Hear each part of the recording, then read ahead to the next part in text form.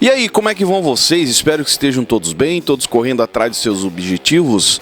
Alguns inscritos aqui do canal que nos segue lá no Instagram me procuraram pedindo para explicar mais a respeito da teologia do domínio, conhecida também como teonomia e reconstrucionismo, que é uma corrente teológica onde traz um contexto, uma ideia de que os cristãos precisam dominar todas as esferas da sociedade em nome de Deus. Isso antes da segunda vinda de Cristo. E alguns até me perguntaram dizendo, isso aí é algo novo, Silas Malafaia está envolvido, porque o Silas está nessa onda, né?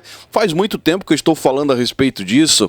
Outros pastores, apóstolos estão nessa jornada. E a pergunta que me fizeram foi, Silas Malafaia é um dos protagonistas disso, Zaio? É ele que está como cabeça? É o Silas o cabeça dessa teologia do domínio, Zaio? Eu vou te dizer que não.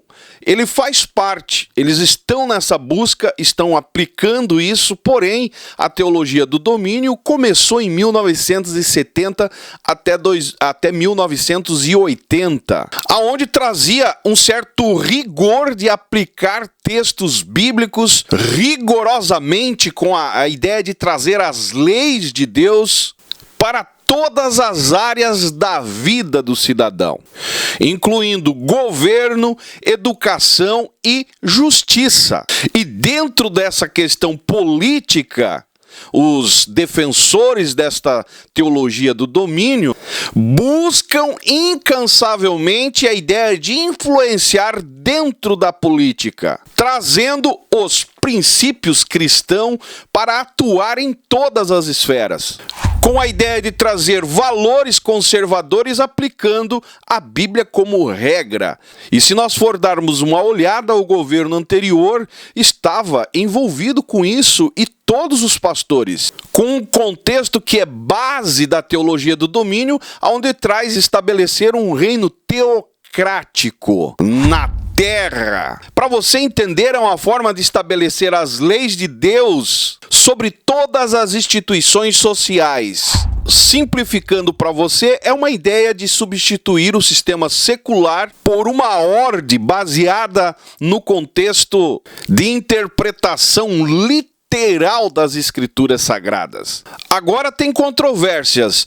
Essa abordagem teológica, ela é frequentemente criticada pela sua rigidez e potencial que viola a separação entre igreja e Estado. E o pior, interpretações seletivas das escrituras, da Bíblia em si. Porém, ela continua a influenciar debates a respeito disso, levando a debates religiosos, políticos, aplicando a questão sagrada na política, trazendo a política para o debate, né, no contexto bíblico. E isso tem causado uma atração de pessoas que defendem isso fervorosamente e outros que acabam não aceitando essa questão porque vê um perigo. E eu pergunto para você, você acha que a teologia do domínio é um perigo para a sociedade?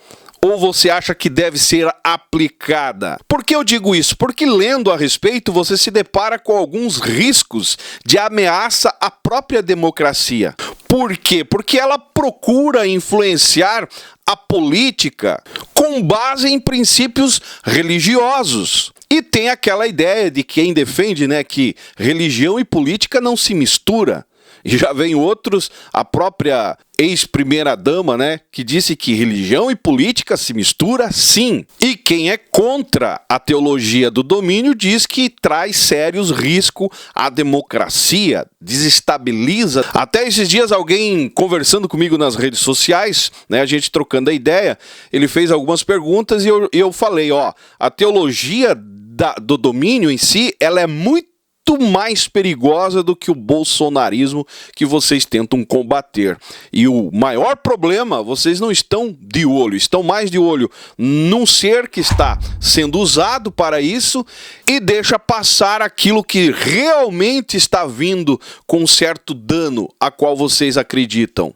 E isso, meus amigos, não vem de hoje. Calvino, lá em Genebra, já tinha colocado essa ideia de um governo totalmente extremista ao ponto de defender a ideia de até pena de morte. E defendia, acima de tudo isso, que deveria ser um modelo para o mundo todo.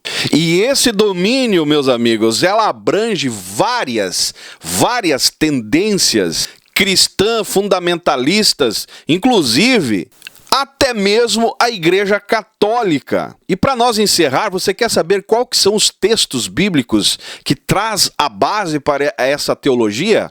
É exatamente lá no livro de Gênesis, que Gênesis traz dois contextos, né? Quando você lê ele, a ideia da criação e a ideia do domínio. Então eles pegam justamente o lado de Gênesis, onde traz o contexto de domínio. Gênesis 1, 26 ao 29, né? Que diz lá, façamos o homem à nossa imagem e semelhança, para que domine sobre os peixes do mar, as aves do céu, os animais. E você pode perceber que isso é pregado já há muito tempo dentro da igreja. O homem nasceu para dominar, você tem que dominar. E isso pegou muita gente ao ponto de levar ao que nós estamos vendo hoje. O domínio, querem dominar tudo, porém com certo extremismo que traz sérios problemas. E eu vou encerrar para vocês aqui lendo um texto que exemplifica isso, para a gente não estender muito o vídeo, que diz assim, ó, para quem lê o texto em Gênesis aí com uma cabeça fundamentalista, olha só, o texto deve ser interpretado na ótica da afirmação do ser humano criado,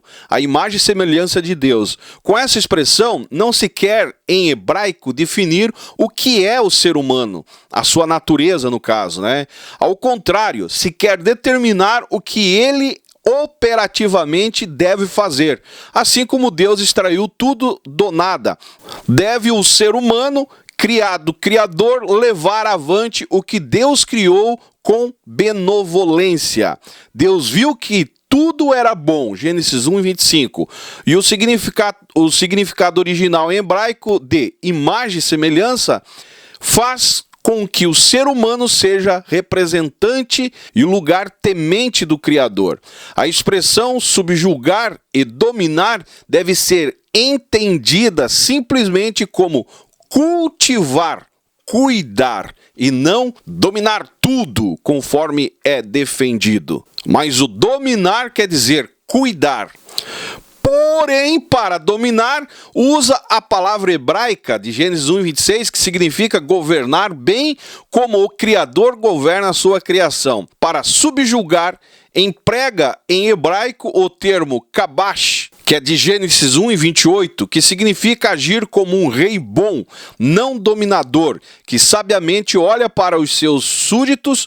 Por isso, o Salmo 8 louva a Deus por ter criado o ser humano como rei. Então, meus amigos, por mais que o fundamentalismo e a orientação que faz parte, vindo, né, dessa teologia do domínio, esteja crescendo, dominando o mundo, não vai conseguir construir um contexto cristão ao extremo para dominar o mundo. Esse é o meu ponto de vista.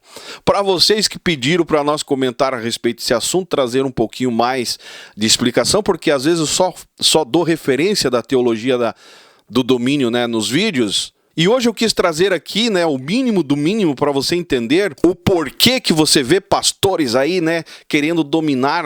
Você vê o Silas Malafaia se metendo em tudo, cara, comprando briga, louco para ir preso, porque eles estão encaminhando essa ideia, colocando em prática isso. E outros pastores, né, que pregam e defendem a ideia de que nós precisamos dominar. Quem não está aqui com a gente não defende os princípios, as regras sagradas, não é nosso, é inimigo, e coloca o povo em briga um com o outro enquanto eles estão focados no poder, usando você simplesmente para fazer essa batalha que não vai levar ninguém a lugar nenhum, a não ser eles que vão chegar chegar lá e você só sendo usado como massa de manobra. E aqui responde às muitas perguntas que eu recebo sobre a igreja que virou palanque de política, que virou curral eleitoral.